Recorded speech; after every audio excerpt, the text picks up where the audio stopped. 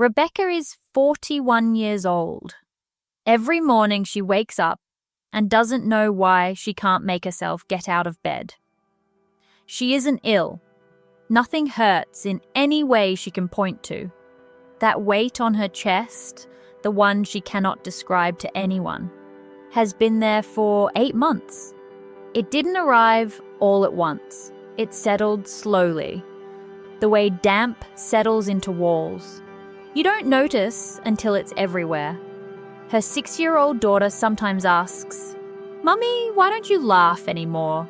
Rebecca opens her mouth to answer and finds nothing there. Depression is not the sadness you know, the kind that follows a loss, a disappointment, a hard week. That kind moves. That kind has a reason you can name. Depression is something else. A sadness without an address. A tiredness without a cause.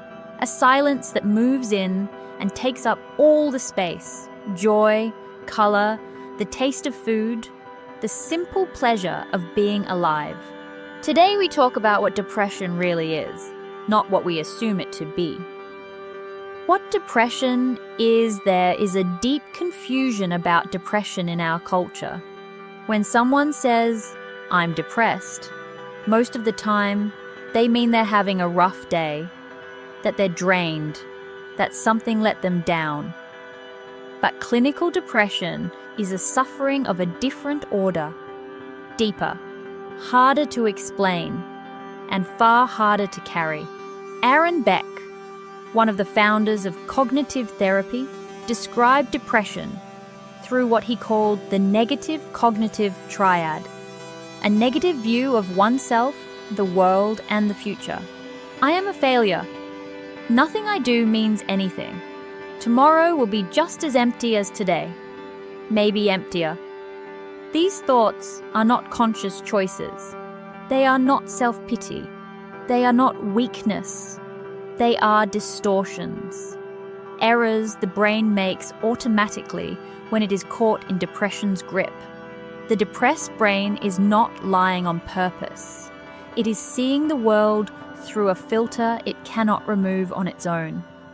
And perhaps the most painful sign of depression, what psychiatrists call anhedonia, is the inability to feel pleasure. Not that you are sad, but that you can no longer feel anything good. The music you loved says nothing. Your favorite food has no taste. Your child's laughter reaches your ears, but it no longer reaches anywhere inside you. The world becomes flat, grey, like a film playing in another room that you can hear but cannot feel. Thomas is 36 years old, a maths teacher, a man who has always found solutions where others see only problems. For 6 months, he cannot find his own. He wakes up exhausted despite sleeping 9 hours. Food has no flavour. The things he used to love, football with friends, an evening with a book, walking in the park with his daughter, produce no feeling at all. None. It's like watching life through glass, he told his wife one evening. She thought he was burnt out. Told him to rest. He rested. Nothing changed. She thought he needed a break. They went to the coast. The sun, the waves, his daughter running on the sand. It was all there. Thomas could see it. He just couldn't feel any of it. And every evening, the same question grinding away at him. What is wrong with me? I have everything I need. Why can't I be happy? That question, why can't I be happy, is one of depression's cruelest traps, because it carries guilt, and guilt deepens depression, and depression deepens guilt. Thomas went around and around in that loop, logical, methodical, alone, not knowing there was a way out, or that the way out was not something he could calculate by himself, however good he was at mathematics. Myths and reality. There are several myths about depression that cause serious harm, and keep people away from the help they need. First myth: depression is a weakness. Strong people don't get depressed. False. Depression is a real medical condition with measurable biochemical changes in the brain. It is not a choice. It is not self-indulgence.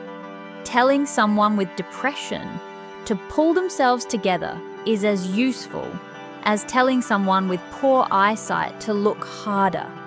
Without the right help, they simply cannot see more clearly, no matter how hard they try.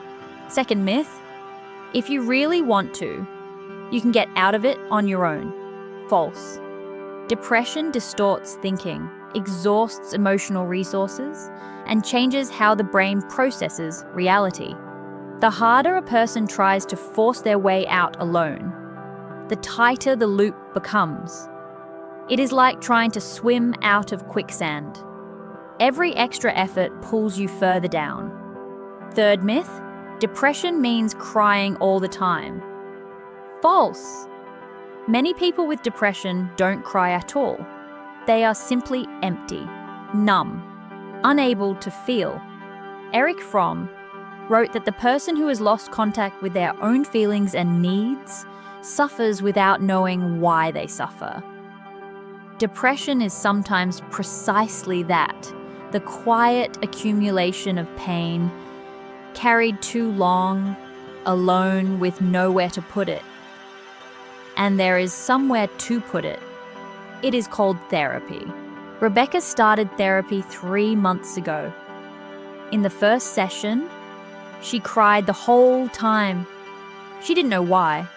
Her therapist told her that was fine, that sometimes tears come before words.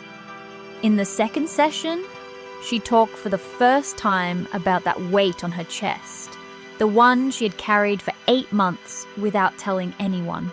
Not her husband, not her sister, not her closest friend. I was afraid they'd think I was mad, she said. Or weak, she added, after a pause.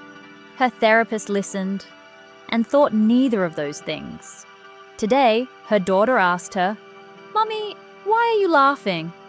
Thomas went to a football match with his friends last week. It wasn't spectacular. He didn't feel euphoria, but he felt something, a small sign that the glass is becoming thinner. Depression doesn't disappear overnight. The road back is slow, and it is not straight.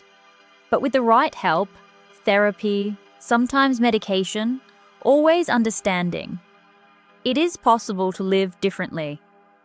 If you recognize yourself in Rebecca or Thomas, or if someone you love carries this invisible weight, like this video and help someone else find it. Subscribe to the channel. Every week we talk about things that genuinely matter, about you and the people around you. Tell us in the comments, have you ever known that feeling of watching life through glass? We're here. See you in episode 2.